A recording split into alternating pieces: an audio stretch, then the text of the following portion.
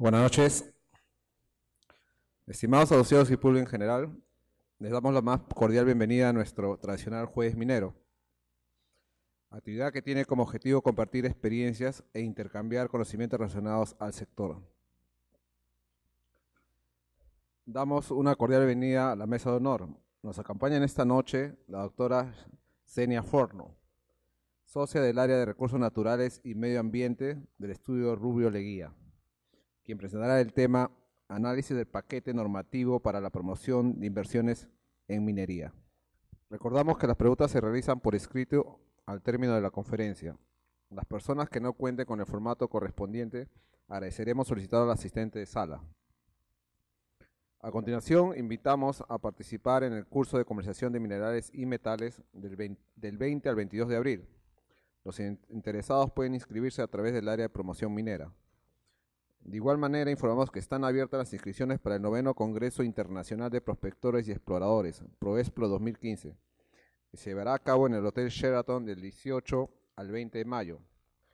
Mayor información, agradeceremos comunicarse con nuestra área de eventos. Bueno, antes de dar inicio a la conferencia, presentaremos a nuestra expositora. La doctora Xenia Forno es socia del área de Recursos Naturales y Medio Ambiente de Rubio Leguía Norman, graduada de la Pontificia Universidad Católica del Perú. Se desempeñó como vocal del Consejo de Minería, tribunal administrativo encargado de resolver en última instancia temas de minería, procedimiento y tutelación, cumplimiento de obligaciones relativas a seguridad ambiental y otros. Asimismo, como asesora jurídica y registradora del Registro Público de Minería. Otras actividades que realiza Xenia son Cátedra de Regulación Minera en Maestrías de Derecho de la Minería y Gestión Minera de la UPC desde el 2012 a la fecha. Cátedra del Marco Regulatorio Minero en el Diplomado de Minería y Medio Ambiente de la Universidad Peruana de Ciencias Aplicadas desde el 2008 hasta la fecha. Cátedra de Derecho de Minería y Energía de la Facultad de Derecho de la Pontificia Universidad Católica del Perú desde 2010. Es expositora en eventos nacionales e internacionales sobre temas vinculados a su especialidad. Es miembro activo del Comité Legal Minero de la Sociedad Nacional de Minería, Petróleo y Energía, integrante de la Junta Directiva del Instituto Nacional de Derecho de Minería, Petróleo y Energía. Es presidenta del Encuentro Legal de Perumín 2015. Bueno, ahora solo nos queda pedirle a Xenia, por favor, que se acerque al podio. Adelante, por favor.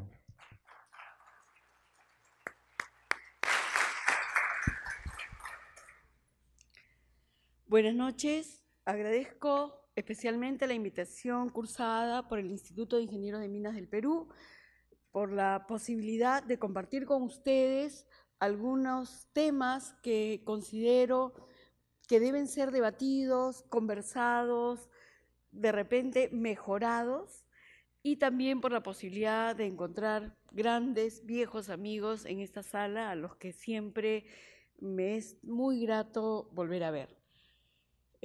Como advertirán por el título de mi presentación, yo les propongo, ¿no?, revisar los puntos más resaltantes en lo que corresponde a la actividad minera del paquete normativo que se ha dado para la promoción de las inversiones.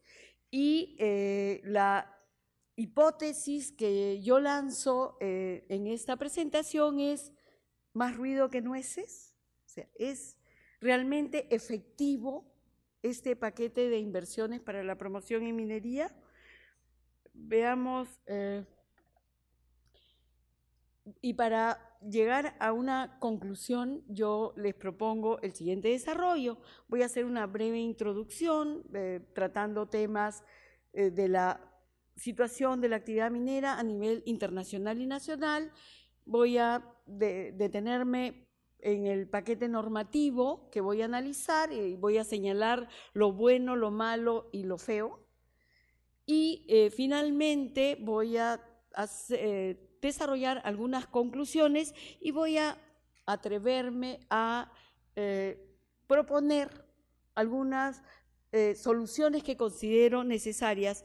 Y desde ya, aunque se dice que un buen thriller nunca cuenta el final, hasta el final verdadero, yo les voy a adelantar mi final. Y es que parte de mi propuesta es que entidades prestigiosas que logran congregar profesionales como el Instituto de Ingenieros de Minas debería tener un rol más importante, más activo en las propuestas que se hagan para mejorar nuestra realidad en cuanto al tema de inversiones mineras. Ya les conté el final, pero igual les pido que me den la oportunidad de justificarme en mi propuesta. ¿Cuál es el panorama internacional, ¿no? Y yo me he tomado el atrevimiento de poner subtítulos para que todos entiendan qué es lo que estoy diciendo. Esto es, perdón, lo que todos sabemos y lo que todos comentamos, ¿no es cierto? Hay a nivel internacional escasez de fuentes de energía, de agua, necesidad de inversión en infraestructura para desarrollar esta escasez, para mejorar esta escasez, los incrementos de costo de producción, que también es un problema a nivel mundial, ¿no? La reducción de las tasas de crecimiento económico de China, que definitivamente afecta a todos los exportadores de materia prima, como es el caso nuestro en particular, los precios de los commodities, que han tenido una caída importante y que, según los especialistas, no vamos a ver en alza hasta probablemente mediados del próximo año, principios del siguiente, ¿no? Eso de todas maneras preocupa no solamente al Perú, en general, a los países productores de productos mineros.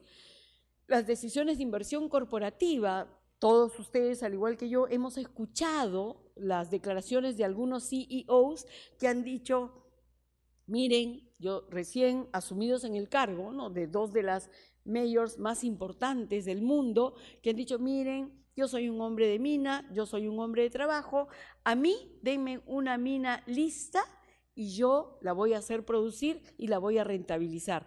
A mí no me den un proyecto por desarrollar, no me den una esperanza de mina, no me dejen algo por construir. Ese no es mi tema, ese es para otros. Eso genera preocupación también, porque las minas que se desarrollan hoy en algún momento fueron proyectos, en algún momento hubo un visionario que dijo: acá hay algo por hacer, acá hay algo grande por lograr. Las políticas de nacionalización de los recursos naturales o creación de nuevas cargas, ¿no? Las regalías, impuestos sobre los recursos naturales, ¿no? En el caso de algunas minas que ya están en su última fase, la disminución de sus leyes de mineral, ¿no?, que exigen profesionales que sean más creativos en obtener la mayor riqueza posible de estas minas ya por agotarse. La necesidad de negociar con nuevos stakeholders, con nuevos interesados en una mina. Yo tuve la suerte de estar en Toronto en marzo durante la convención del Prospector Developer Association of Canada, ¿no?, seguramente de la que todos conocen mucho más que yo, y lo que decían en una conferencia era que en la minera exitosa del futuro no debían estar en el directorio exclusivamente los mineros, que la minería exitosa del futuro tenía que tener un directorio que tuviera no solamente a los mineros, que tuviera banqueros, que tuviera gente de la comunidad campesina, que tuviera autoridades locales del área donde se desarrolla el proyecto. Que toda esta pluralidad de intereses y pluralidad de experiencias y visiones de lo que se espera de un proyecto minero, conciliados en un directorio con metas comunes por desarrollar, iba a ser la solución de los problemas que hoy enfrentamos. Yo lo escuché, lo transmito, creo que a todos nos queda procesar la idea, ver si realmente podría funcionar. Si estamos listos, lanzo el reto para su visión en el futuro, ¿no? El déficit de infraestructura, que claro, si pensamos en países del primer mundo, no se da el caso, pero si pensamos en países del tercer mundo, no solamente en América, ¿no es cierto?, en África, sí es una preocupación permanente para el desarrollo de proyectos mineros. En el caso de nuestro país, sumado a todos los temas internacionales que señalo, tenemos que reconocer que la visión que se tiene de nosotros ha desmejorado, ¿no? Ya no se nos ve igual. Hemos tomado la posición 35 de 96 jurisdicciones mineras evaluadas por el Instituto Fraser en el tema de potencial minero. Hemos retrocedido 20 posiciones respecto de la anterior evaluación. En temas de políticas y regulación, o sea, qué tan fácil es obtener los permisos, las autorizaciones, las licencias necesarias para poner en marcha un proyecto minero. Estamos en la posición 58, detrás de competidores netos como Quebec, Nevada, Chile, ¿no? Y como resultado global, o sea, la evaluación de potencial minero y potencial de políticas de apoyo a las actividades mineras, estamos en la posición 40, habiendo estado en la 32. Entonces, que nuestra posición no solo no ha mejorado, sino que sumado a los temas que son comunes a toda la comunidad internacional que explota recursos minerales, tenemos nuestros propios problemas, ¿no? ¿Qué otros temas tenemos? La falta de predictibilidad. Yo les puedo dar de primera fuente una experiencia, ¿no?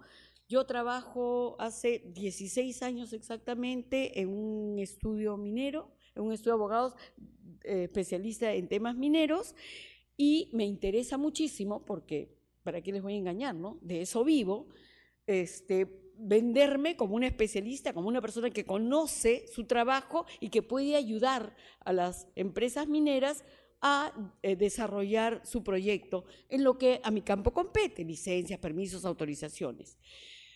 Entre las cosas que hago para poder asesorar adecuadamente me preocupo de acercarme a la autoridad minera competente para obtener una copia del expediente íntegro de la última resolución que han emitido en el caso que yo estoy viendo. Me explico. Si mi cliente quiere hacer su concesión de beneficio, yo me fijo cuál es la última concesión de beneficio que ha sido aprobada en el Ministerio de Energía y Minas y pido una copia del expediente, que me la dan.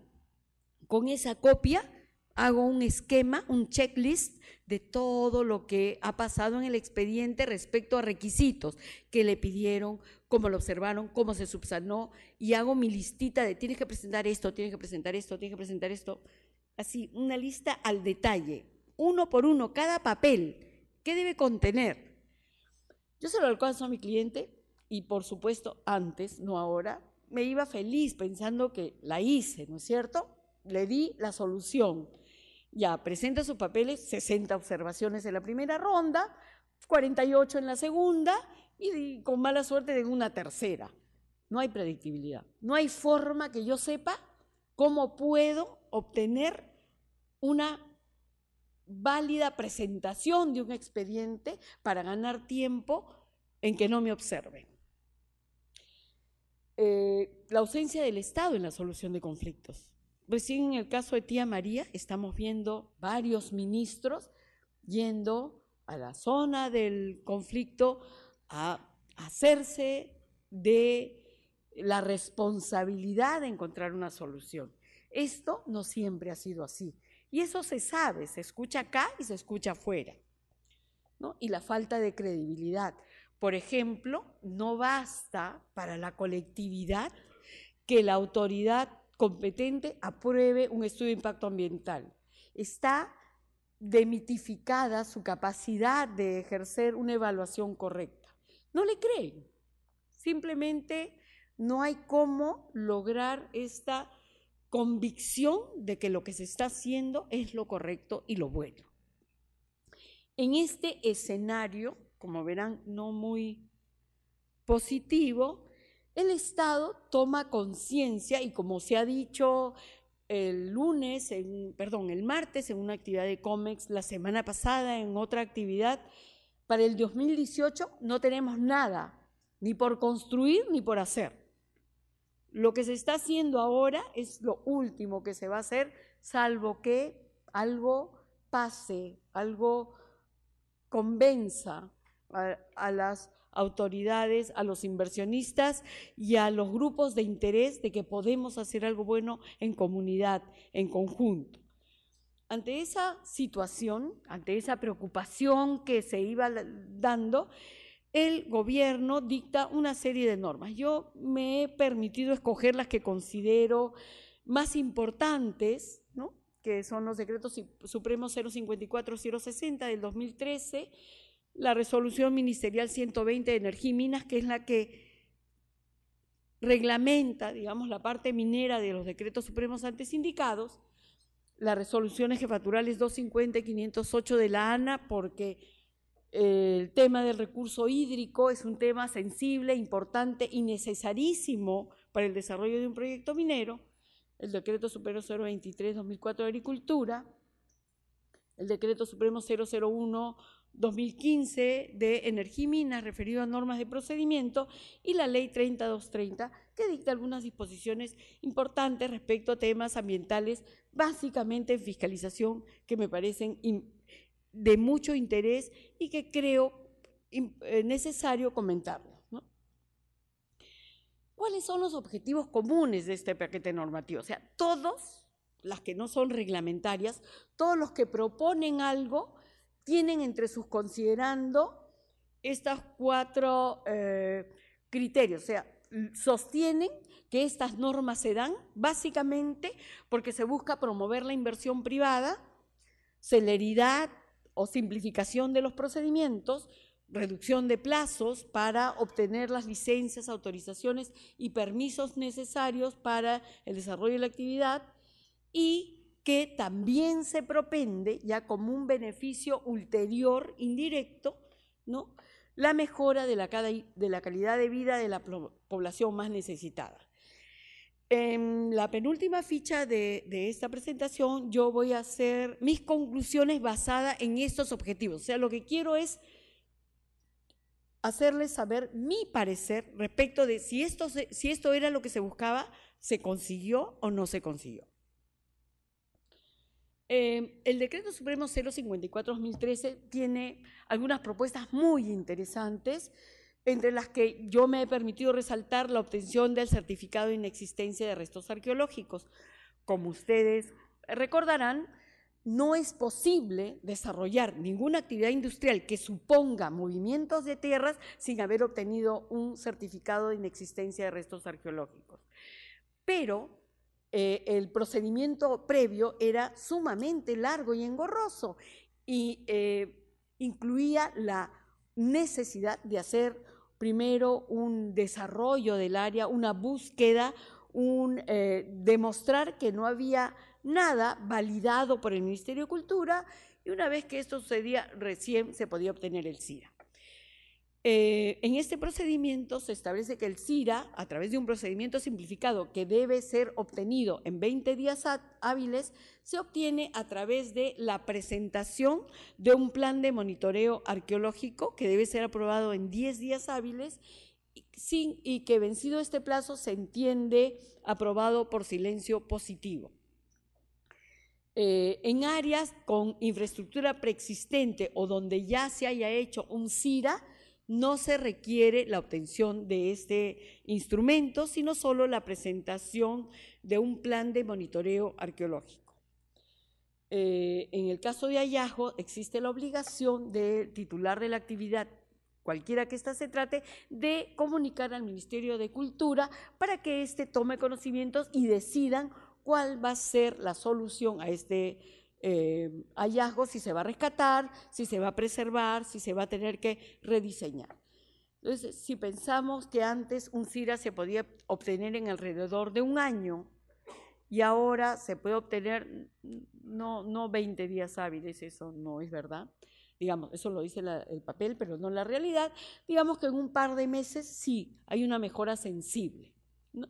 La obligación a cargo del administrado, del inversionista, es tener un arqueólogo que sea el responsable de que se valide la información o se tomen las medidas necesarias en el caso de que exista algún hallazgo, ¿no?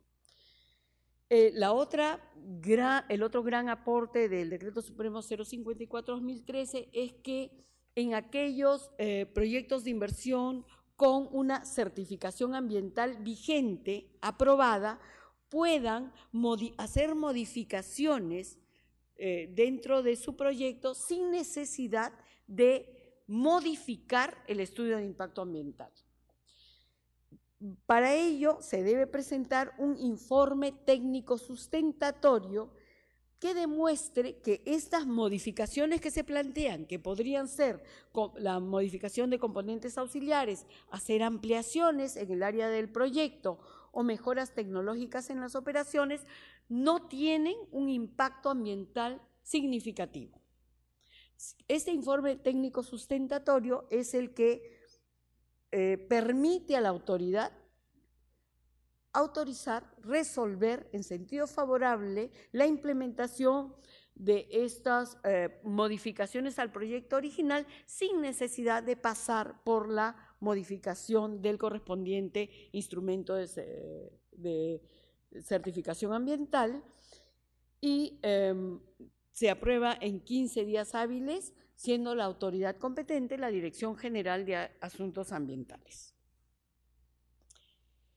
Esta norma sobre el ITS tiene una precisión, una norma reglamentaria en la Resolución Ministerial 120 del año 2014, en la que precisa, cosa que no decía el 054, que se pueden hacer hasta 3 ITS por unidad minera. No más de un ITS sobre el mismo componente, a pesar de que yo podría eventualmente modificar varias veces el mismo componente sin que realmente el impacto ambiental sea significativo, ¿no? Y ahí es donde el ITS tiene su pericia, su expertise. Yo demuestro que no estoy haciendo, podría ser tantos como sean posibles, pero en mi opinión, a través de una resolución ministerial se recorta los derechos o las propuestas del decreto supremo, ¿no? Señala esta resolución ministerial que este ITS debe versar sobre el área efectiva con actividad minera o área de influencia ambiental directa, señalada en la línea base. Lo del área de influencia ambiental directa me parece entendible. Al momento de hacer un estudio de impacto ambiental, yo señalo una línea base, ¿no? O sea, hemos analizado hasta acá. Esta es la medición de mi impacto. Si voy a hacer modificaciones fuera de esta área evaluada, definitivamente no correspondería un ITS. ¿Pero por qué área efectiva? Entonces, ahí me parece que habría un recorte a la posibilidad real de no necesitar una modificación del estudio de impacto ambiental. Señala que no se puede hacer un ITS respecto de modificaciones que comprendan cuerpos de agua, bofedales, nevados, glaciales, terrenos de cultivos o fuentes de agua, y todo aquello que signifique un ecosistema frágil. Sin embargo, el 054 contenía algunas disposiciones que señalaban en qué casos no se debería hacer siempre y cuando esta condición no estuviera consignada en el estudio de impacto ambiental. Yo hubiera preferido que esta resolución ministerial diga lo mismo, ¿no? Si en el estudio de impacto ambiental no se han evaluado el impacto de la actividad en bofedales, glaciares, etcétera, etcétera, no se podrá hacer un ITS. Pero si ya está evaluado dentro del estudio de impacto ambiental, no debería haber esta restricción, ¿no? Esta resolución ministerial establece cuáles son los componentes de explotación, exploración ¿no? Planes de manejo ambiental, actividades en cierre, mejoras tecnológicas y redimensionamiento que se podrían utilizar. Es decir, el 054 era abierto respecto de que yo lo puedo hacer en cualquier parte de mi actividad siempre que pueda sustentar que estoy ante un impacto ambiental no significativo, mientras que ahora me circunscriben a 10% o 20% de recrecimiento de la cancha de relaves, 20% en el tema del Tajo, 10% en otras actividades, ¿no? Entonces, el decreto supremo me permite esto y la resolución ministerial esto. No es un ejemplo de técnica legislativa. El 054 tiene también una medida muy interesante respecto de las servidumbres para terrenos eriazos de propiedad estatal. La ley de tierras estableció que no era posible realizar actividades mineras sin el acuerdo previo con el titular del predio superficial a donde se ubicaba la concesión. Esto supuso la derogatoria del inciso primero del artículo 37 del texto único ordenado de la Ley General de Minería, que establecía que el titular minero tenía el derecho de uso gratuito y sin necesidad de ninguna resolución sobre el área superficial al terreno de su concesión si este era eriazo de propiedad estatal. Ante esto, que estamos hablando del año 95, hubieron muchísimas discusiones de nivel teórico y podríamos seguir discutiendo en eso, pero en la práctica no se aceptaba el derecho de uso sobre terreno eriazo de propiedad estatal y este decreto supremo, el 054, establece que es posible otorgar servidumbres temporales y definitivas en terrenos eriazos de propiedad estatal en los que a través de un procedimiento muy simple en donde el titular minero acredita que es titular de una concesión y la autoridad minera acredita que hay una actividad por desarrollarse y la Superintendencia de Bienes Nacionales debe otorgar en 15 días hábiles de recibidos estos documentos una entrega provisional, mientras que continúa el procedimiento de servidumbre. Esto sí me parece muy positivo, de realmente ayuda al desarrollo de una actividad minera. En paralelo, mientras el titular minero tiene ya la entrega provisional y puede ir desarrollando actividades que tenga planificadas, como puede ser exploración o explotación, se va realizando la evaluación comercial a través de un peritaje y finalmente se emite una resolución o se firma un acuerdo de constitución de servidumbre. Vamos a ver después, en este año salió un decreto supremo que precisa la calidad de predio eriazo de propiedad estatal, porque surgieron algunas dudas que ahora se han arreglado, ¿no? El decreto supremo 060 es complementario a el decreto supremo 054 y establece que todo estudio de impacto ambiental debe ser desarrollado en base a aprobación previa de los términos de referencia. Y señala también otras medidas dentro de la aprobación del estudio de impacto ambiental que no resulta necesario contar con un derecho de uso de agua para que se pueda evaluar una solicitud de vertimiento. Claro, si nosotros nos ponemos a pensar que si yo estoy presentando una solicitud para verter algún líquido dentro de un cuerpo de agua, no me tendrían por qué pedir el derecho del uso del agua previa, porque yo no son, si bien es cierto, podrían ser permisos complementarios, no requiero el uno para el otro. Este decreto finalmente entiende esta diferencia y acepta que se evalúen proyectos para autorización de vertimientos sin necesidad de pedir el derecho de uso de agua previo, ¿no? Y cuando hablamos de solicitud de vertimiento, hablamos de también situaciones en donde obtener un derecho de uso de agua era imposible, ¿no? por ejemplo, en temas de proyectos, aguas de mina o precipitaciones. O sea, si porque el proyecto se desarrolla en una zona donde la lluvia es abundante, el agua cae del cielo, literalmente. Yo no necesito un derecho de uso para recogerla, llega sin que la invite. Y, por supuesto, en contacto con los cuerpos mineralizados de la unidad minera, puede después convertirse en agua ácida que tiene que ser tratado para poder ser echada sobre un cuerpo de agua. Entonces, pedir un derecho de agua resultaba, digamos, hay veces de imposible cumplimiento, ¿no?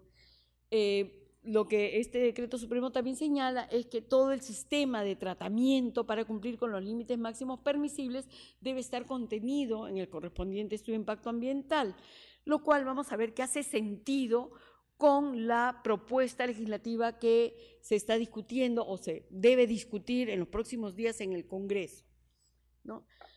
Señala esta disposición que no procede los vertimientos en infraestructuras hidráulicas de regadío, salvo que estén en capacidad de reuso, ¿no? En lechos de quebradas secas o cauces inactivos, a menos que se pueda demostrar que sea la única alternativa viable y, por supuesto, el vertimiento debe cumplir con los estándares de calidad ambiental establecidos para agua, ¿no?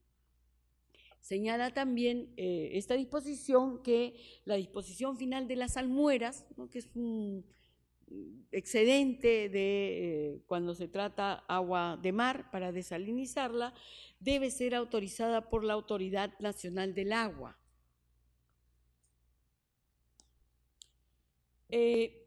En virtud de estos dos decretos supremos, se establecen algunas normas reglamentarias a través de la Autoridad Nacional del Agua, las resoluciones jefaturales 250 y 508, que establecen los términos de referencia comunes para todo el desarrollo del contenido hídrico que debe sustentar o que debe comprender los estudios ambientales.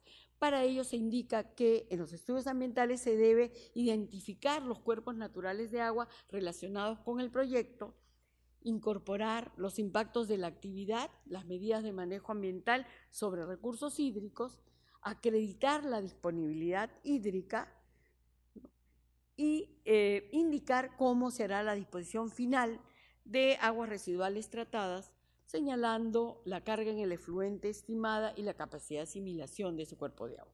O sea, lo que se está tratando ya de manera incipiente es, digamos, apuntar a lo que podría ser un estudio de impacto ambiental integrado, ¿no? Que es una de las propuestas del proyecto de ley del que ya les he comentado.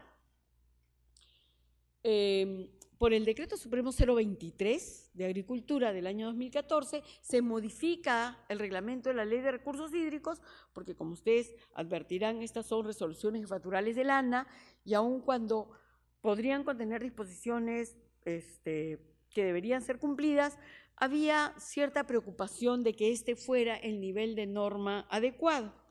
Entonces, a través de este Decreto Supremo 023, ¿no? Se dispone la modificación del reglamento de la Ley de Recursos Hídricos, donde se señala, por ejemplo, un paso importantísimo, que el nuevo titular de un proyecto o de un predio, ¿no? También puede asumir el derecho de uso de agua, ¿no? En las mismas condiciones en que la tenía su antecesor. Para esto les recuerdo que de acuerdo con la legislación anterior a esta modificación, los derechos sobre recursos hídricos eran personales, no podían transferirse. Es decir, si había un titular minero que tenía una licencia de uso de agua o un derecho de uso de agua o una autorización y transfería su proyecto minero a un tercero, debía devolver a la autoridad del agua todos los permisos. Esta autoridad los anulaba y el nuevo titular tenía que solicitar nuevos permisos. Eso, la verdad, no hacía mucho sentido. En cambio, esta modificación me parece importante, digna de comentar, en el sentido de que se transfiere también el permiso y lo que se tiene que hacer es comunicar a la autoridad del agua este cambio de titularidad, quien tendrá 10 días para pronunciarse si tuviera alguna objeción, y este plazo está sujeto a silencio administrativo positivo. Si en 10 días no hay respuesta, se entiende que la autoridad está conforme con este cambio de titular, ¿no? En el caso de disponibilidad hídrica, se señala que la opinión técnica se emite durante la evaluación del estudio de impacto ambiental, lo cual hace sentido, ¿no es cierto? Durante la evaluación de un estudio de impacto ambiental, en todo el tema del recurso hídrico, se solicita la opinión de la Autoridad Nacional del Agua. Y después, cuando correspondía tramitar los permisos de agua, otra vez se tenía que recurrir a la opinión de la Autoridad Nacional del Agua. Esto lo único que hacía era demorar los trámites. Ahora se tiene por válida, por vigente, la evaluación que ya se ha dado a través del estudio de impacto ambiental por la Autoridad Nacional del Agua, por la instancia que corresponda, con lo que los tiempos definitivamente se van a reducir, y también no va a pasar, como podría haber sucedido en algún momento, que en el EIA se dice que sí y en la aprobación del permiso material ya hay una opinión en contra, ¿no?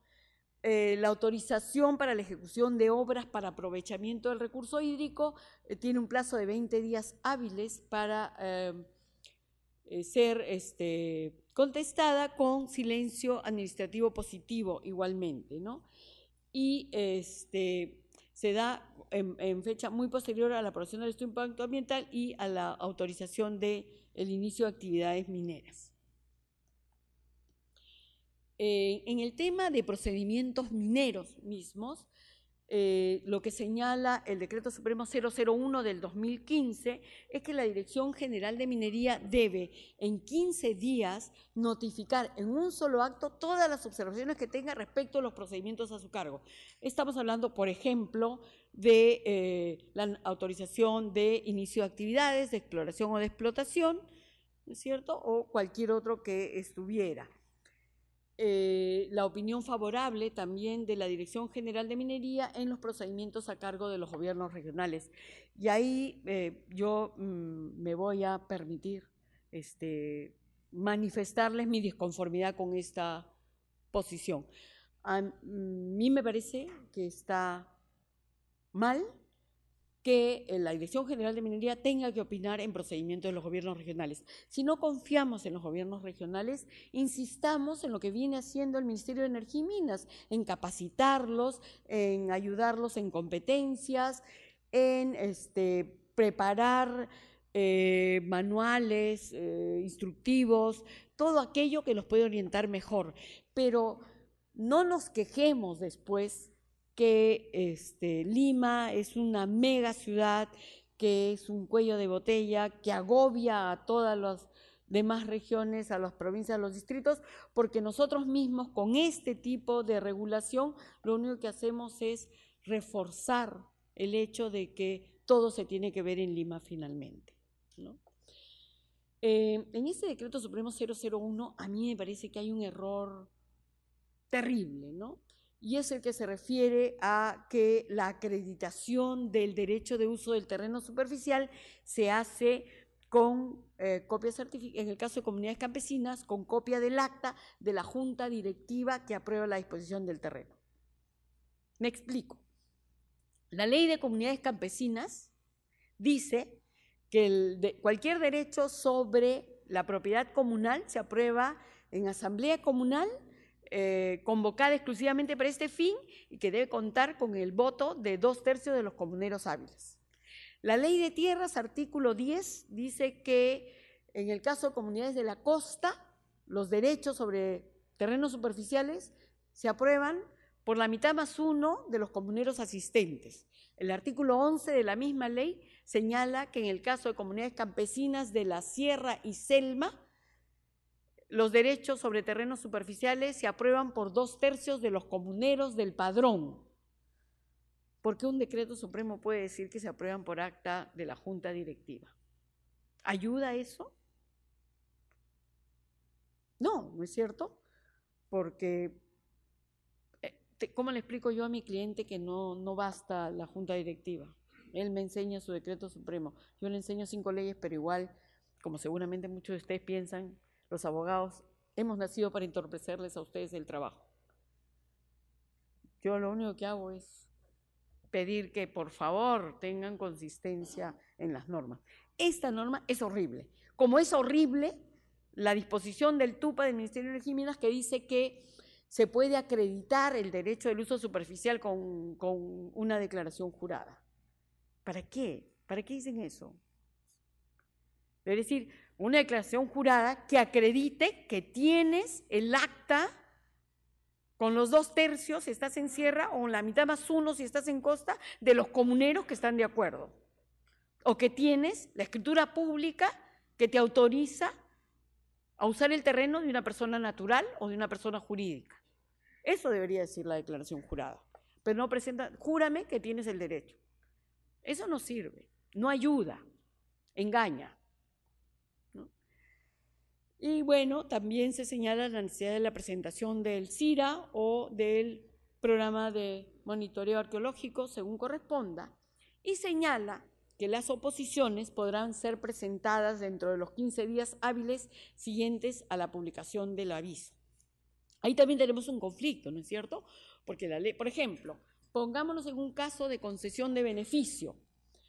La Ley General de Minería dice que la oposición se puede presentar hasta antes de la expedición del título, con lo que querría decir que yo puedo presentar el día antes que el ingeniero, que espero no haya venido, Alba, esté firmando la resolución, yo puedo ponerme. Esa es la ley. ¿Puede un decreto supremo decir que tengo un plazo de 15 días después de la publicación? Eso lo único que genera es confusión, problemas, porque ahí vamos a darle más trabajo a la sala que preside el ingeniero Gala, el Consejo de Minería, a ir a pelear si aplico la ley o aplico el reglamento. Y yo personalmente voy a ir de todas maneras, si lo tengo que discutir, ¿no? Pero ¿ayuda? ¿Ganamos tiempo con eso? No ganamos. No son 6, 8 meses hasta que se ve la audiencia. Entonces, ¿de qué me sirve? Estas medidas, si me disculpan la expresión, son maniqueas, son efectistas, pero no son reales, no nos van a ayudar realmente a mejorar nuestros tiempos y a mejorar nuestros procedimientos, ¿no? En el caso de procedimientos mineros con relación a los derechos de agua, como ustedes recordarán, había un serio problema, ¿no es cierto? La autoridad del agua me pedía el permiso minero y la autoridad minera me pedía el permiso de agua. Y ahí andábamos nosotros en la mitad del camino tratando de probar qué es primero, el huevo o la gallina, y ahí seguíamos. Este decreto, por lo menos, ya establece una suerte de camino para poder acreditar. Lo que señala es que cualquier diligencia que se refiera a derechos de agua dentro de procedimientos mineros se debe realizar en 15 días hábiles una vez de solicitada y que el acta que se levanta respecto de la inspección, en caso de ser favorable, puede ser suficiente para ir a obtener a la autoridad el acta administrativa minera, me sirve para ir a pedir la licencia de uso de agua o la autorización en el caso que sea temporal, ¿no? Y este decreto supremo tiene el símil del ITS, del informe técnico sustentatorio, para no requerir la modificación del estudio de impacto ambiental respecto de temas que tengan un impacto ambiental moderado, el informe técnico minero. Es decir, no necesito pasar por el procedimiento común de modificación de la concesión de beneficio, sí puedo sustentar a través de un informe técnico minero que estoy dentro de la huella estudiada y no voy a modificar sustancialmente los términos que constan en la aprobación de la concesión de beneficio. Tenemos también un tema muy básico respecto de la ley 3230 sobre inversión en materia ambiental, ¿no es cierto?, donde señala que por 3 años el OEFA, tan de moda ahora por todo este tema del aporte por regulación, establece que durante 3 años sus acciones van a estar principalmente orientadas a temas de prevención y corrección de conductas infractoras. Antes de sancionar, tiene que dictar medidas preventivas o de corrección, y si estas son implementadas, exime la multa. ¿no?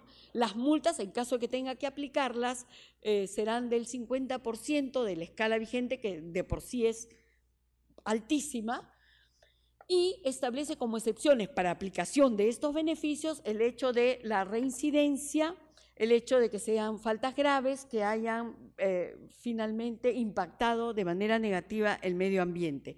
En el tema de la reincidencia yo detecto un problema, ¿no? Y es que, por ejemplo, como sucede en nuestra realidad, y felizmente que es así, que una misma empresa minera tiene varias unidades operativas, y en cada unidad operativa tiene un gerente general, un supervisor, un encargado, pero en opinión del OEFA, la reincidencia se da respecto del titular minero, no respecto de la unidad. Eso me parece demasiado, ¿no? Creo que la reincidencia debería ser identidad de falta en identidad geográfica, en identidad de unidad de producción, pero no, la interpretación que están dando los señores del OEFA es que es identidad de titular. Entonces, rápidamente las empresas que tengan más de una unidad minera van a perder el beneficio establecido en la 3230 porque la reincidencia puede presentarse con bastante facilidad, ¿no? Y ya para terminar el tema del paquete legislativo, también viene, ¿no?, el proyecto de ley 3941 del que se habla últimamente, que señala, ¿no?, que esto afecta a la seguridad de los temas ambientales, pero básicamente lo que tiene son tres temas importantes para los mineros. El estudio de impacto ambiental integrado. ¿Qué es lo que propone en esta norma? Algo les he comentado ahorita, que a través de la aprobación del estudio de impacto ambiental se pueden aprobar algunos permisos que pueden correr en el mismo expediente que el estudio de impacto ambiental. Por ejemplo, la autorización para los estudios hídricos, algún tipo de autorización para utilización de recurso hídrico para construcción. Entonces, a esto se denomina el estudio de impacto ambiental integrado. Existen legislaciones internacionales que han aprovechado el procedimiento de evaluación del estudio de impacto ambiental para integrar varios permisos, ¿no? Es el caso de Chile, México, Colombia, y con bastante suerte. Nosotros hemos trabajado para un organismo nacional gremial una propuesta de qué permisos podrían ser integrados dentro del estudio de impacto ambiental y cuáles deberían no ser necesarios dentro del procedimiento minero. Esta propuesta del estudio ambiental integrado es interesante, creo que va a reducir sensiblemente los temas y sobre todo los tiempos y sobre todo la papelería, porque a veces se nos exige que presentemos lo mismo varias veces dentro de un procedimiento. En cambio acá, a través del estudio de impacto ambiental, la sola presentación de una vez el documento va a servir para generar otros permisos. Hago la salvedad, ¿no es cierto?, que el estudio de impacto ambiental no da derecho a nada, ¿no? Es la certificación ambiental del proyecto, punto. No puedo hacer nada con esto de impacto ambiental aprobado. El estudio de impacto ambiental integrado me va a permitir ya ejecutar algunas acciones. No, regula el procedimiento de servidumbre, como les señalaba, cuando se da el 060, que establece cómo se puede utilizar o cómo se debe pedir la servidumbre de terreno eriazo de propiedad estatal, surgió la duda de ¿quién decide cuando estamos ante un terreno eriazo de propiedad estatal? En este proyecto de ley se señala que si el predio no está matriculado a favor de ninguna persona, si no se conoce de ningún propietario, se entiende que es propiedad del Estado, ¿cierto? Esto básicamente es porque nuestra regulación siempre ha adoptado el principio regalista, ¿no? O sea, lo que no es de nadie es del rey en la época de la colonia, lo que no es de nadie es del Estado en la época republicana. Entonces, ya zanja esta preocupación que había de quién decide, ¿no? Y establece el procedimiento en sí, porque como les decía, el 060 establece cuáles son los pasos, pero no establecía cuáles son las autoridades competentes. Acá ya se determina que la Superintendencia de Bienes Nacionales va a ser la competente, va a tener capacidad para poder firmar los contratos de servidumbre, y como les decía, también define el procedimiento de propiedad estatal. Con esto llego a las conclusiones. Como les decía, a ver, yo les dije que el paquete normativo tiene como norte, ¿no?, la promoción a la inversión privada, la celeridad en los procedimientos y los beneficios directos o indirectos en la mejora de la calidad de vida de la población más necesitada. Me pregunto, habiendo ya comentado algunas de las normas, ¿hay promoción a la inversión con estas normas?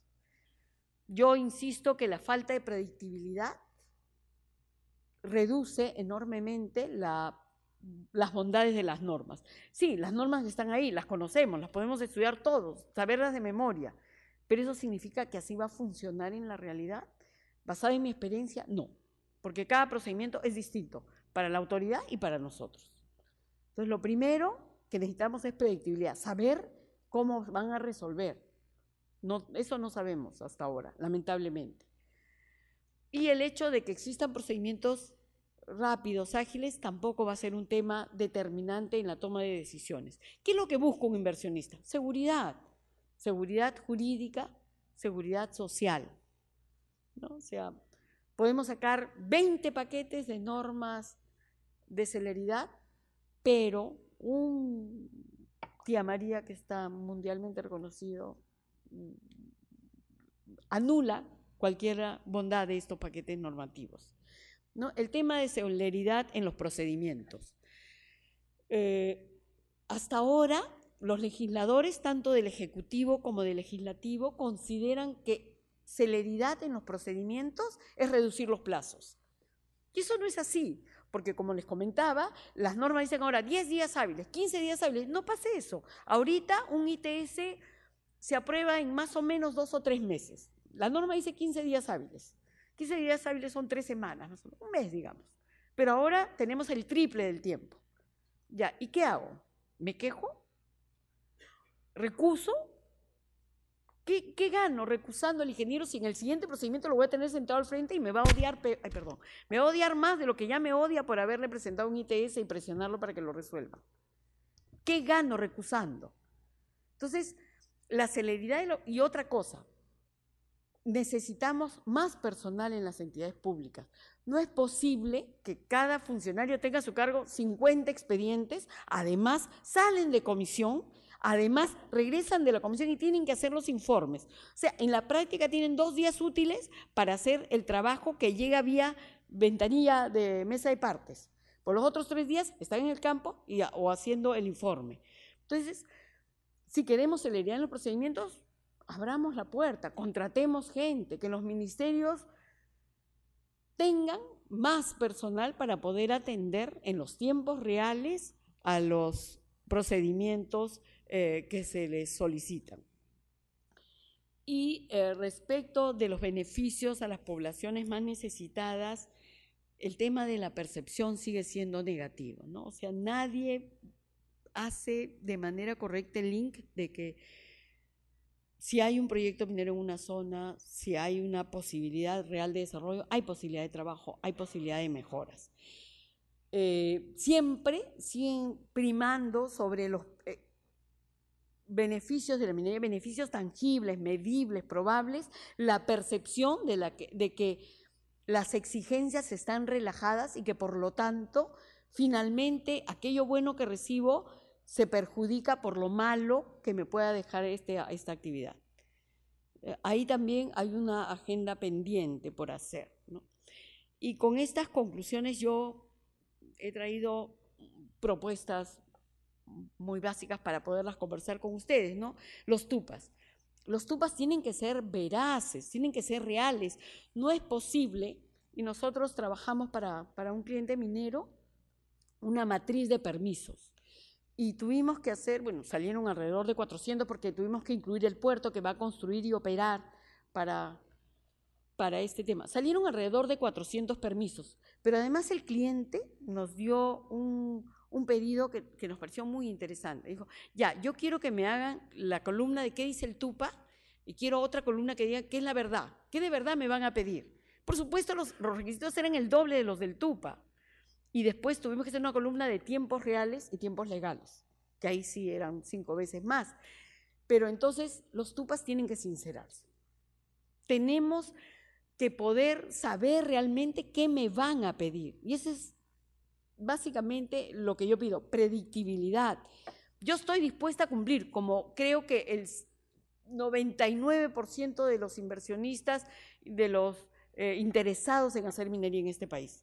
Yo quiero cumplir, pero quiero que me digan qué tengo que hacer. Quiero saber, antes de armar mi expediente, qué tengo que poner ahí para ganar tiempo, ¿no? Y para eso el ministerio debería ser permeable y recibir el aporte de los que saben. Y acá es donde yo exhorto a las autoridades del Instituto de Ingenieros de Minas para que se pongan a disposición del ministerio, para que le toquen la puerta.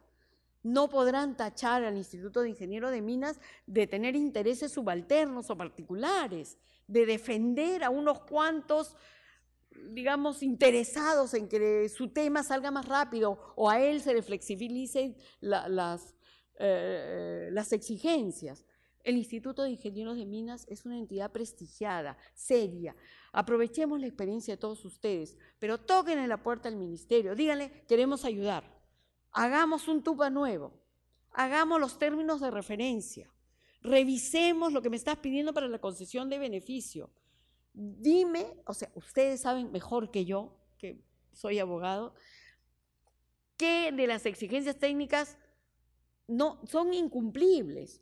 A mí me parece, en mi ignorancia técnica, que las últimas exigencias de los amigos de la DGM, de techar toda la concesión de beneficio para que a los trabajadores de la planta no les dé cáncer a la piel, me parece un exceso. Yo entiendo que hay algunas zonas que tendrán que techarse, pero techar toda una concesión de beneficio me parece de locos, de locos. Y la razón de que para que no le dé cáncer a la piel, francamente no me parece muy científica. Entonces, termino con esta presentación, les agradezco su paciencia y su interés. Gracias.